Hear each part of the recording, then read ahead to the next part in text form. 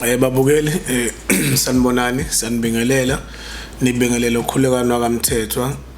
endaweni yaseSikhawini oGobandlovu kuWard 14 ngokokuzalwa zalo kwesaMthethwa. Babukeli siyabonga ukuthi nisibukele somkhanya kude, siyajabula kakhulu, kuyintokozo ukuthi niqhubeke njalo ngaphela umoya, nisikhulise sinilethele izinto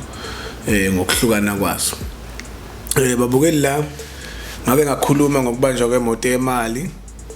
phambilini, abantu bakhombisile ukufisa ukwazi more ngakho, nanokuthi sasifisa ukuthi iSouth Africa nayo ilekeleke ukuthi ingavimbeka kanjani le nto leyo. Okay ke, kwaphinde kube nesigameko ke recently nje ngiqeda ukukhuluma nani la, kwenzeka isigameko sasendaweni elapha eRichards Bay okuthiwa uMzingazi. Kwaba khona izinsizwa lapha evimba imoto yemali lapha, zayibamba zayibhoma, zathatha imali engakwazi ukuthi noma zayithola noma ziyitholanga, kodwa nginenkolelo enkulu ukuthi zayithola, ngoba phela shuthi babazi ngayo, ngoba le ndawo le yaseMzingazi indawo eseceleni engelona ngisho ilokishi, indawo nje engicabanga ukuthi ayikazi yabanje imoto emali noma nje into ephathelene angazi ngathini. Asikho indawo nje lapha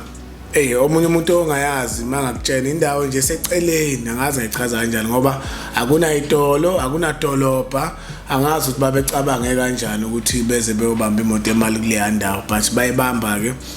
bayibhoma,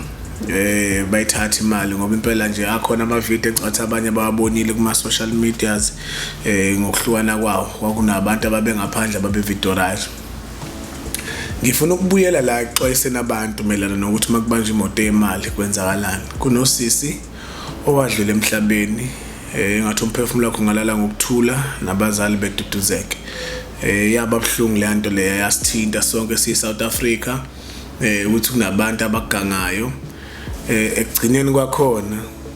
kuhlukumeza abantu abangenacala. Kodwa okuyivimba lo nto leyo ukuthi mhlawumbe iphinde ingenze, ngoba phela ukubanjwa kwemoto zemali mangikhumbula kahle into engeke izigcine ngathi thina generation yethu negeneration yezingane zethu lazobe zikhona nazo izoqhubeka ngathi ibanje imoto yemali, ngoba shothi indlela yokuphila abantu abaphila ngayo. Laba bafethu laba ababebamba imoto yemali, into abayenza lapha kwakungekhona ukuthi bafuna abantu ukuthi behlukumezeke. Abantu abazobamba imoto yemali, cela ukuyixoxa lento le, abantu ababamba imoto yemali ababafuna abanye abantu eduze kwabo. Uma imoto sebeyibambile bayimisa kuleso sport leso, ungayibandakanye. Qhela ngisho ngami ungabale ngeke bekudubule laba bantu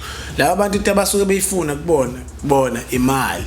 Wena banandaba nawe, wena ngisho ungahlehla umele kude ubayeke benza umsebenzi wabo behambe, futhi ngeke abonje ufuna ukukutshela ukuthi abanandaba namuntu laba, bona into abanekhe ngayo imali. So vele ngoba yazi futhi ngoba bebamba imoto yemali ukuthi uma bezonaka wena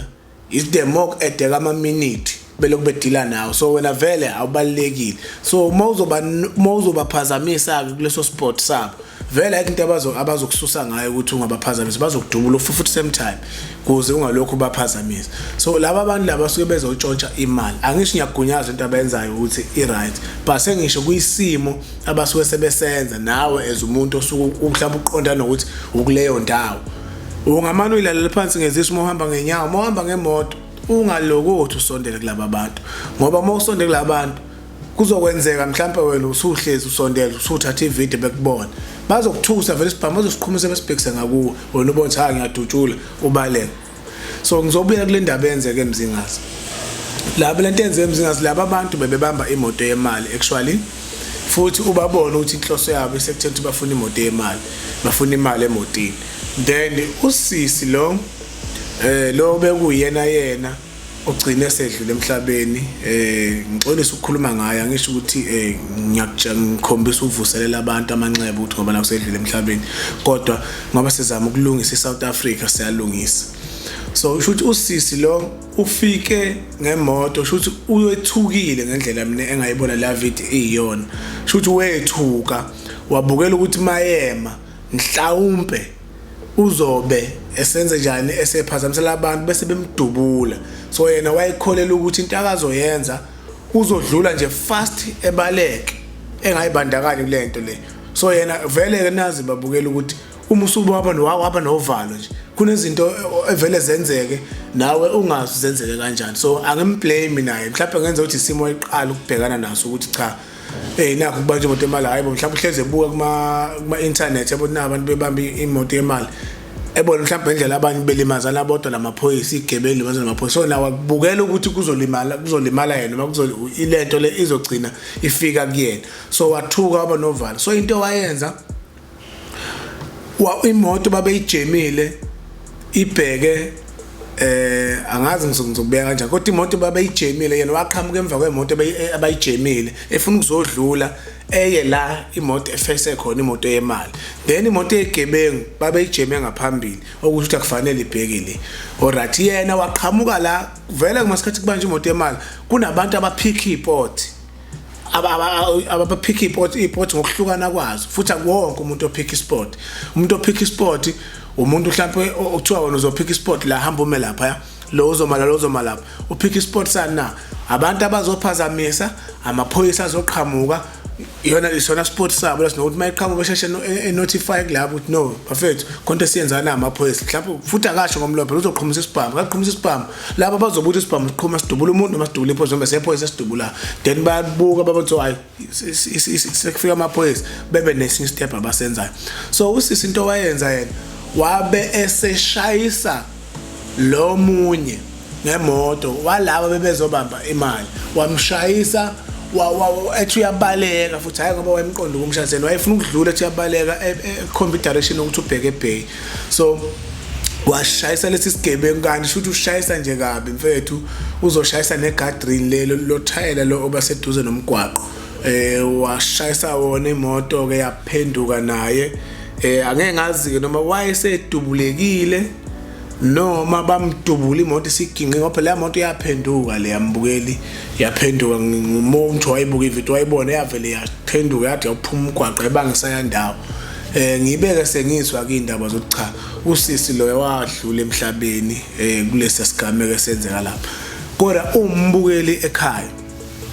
uma kubanjwa imoto yemali awungasondeli uma kufice ukuyelo ndawo lento abazokutshena yona ukuthi iyenze ngeke futhi beze bekuhlukumeza la abantu abazile banesikhathi esincane kulesa space abasuke befike kusona kuba ukuphazima kwese bethathela okwesibili le moto mabeyiqhumisa le moto le useduze kwakhona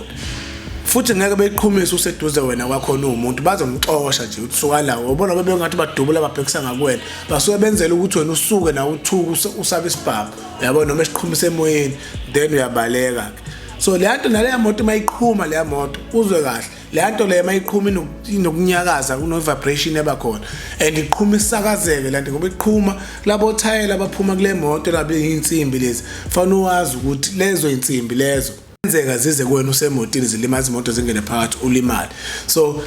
uma nje laba bantu bebamba imoto yemali qhela nje eduze kwabo safety first uhamba ungabi nandaba ungazenzi hero uthi wena ufuna ukubuka ukuthi batshotha kanjani noma obani ungayiloko uthi lento uyenze ngoba izobuya lento ibuye kabuhlungu kuwena ugcina usuluza umphefumulo egcina sekukhala abantu ekhaya kuba into bese ngathi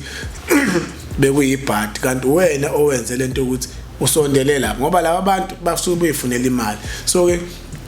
ukuxwayisa nami ngendlela engixwayisa ngayo ngolwazi enginalo mhlawumbe umunye umuntu okunye ngifuna ukukhuluma la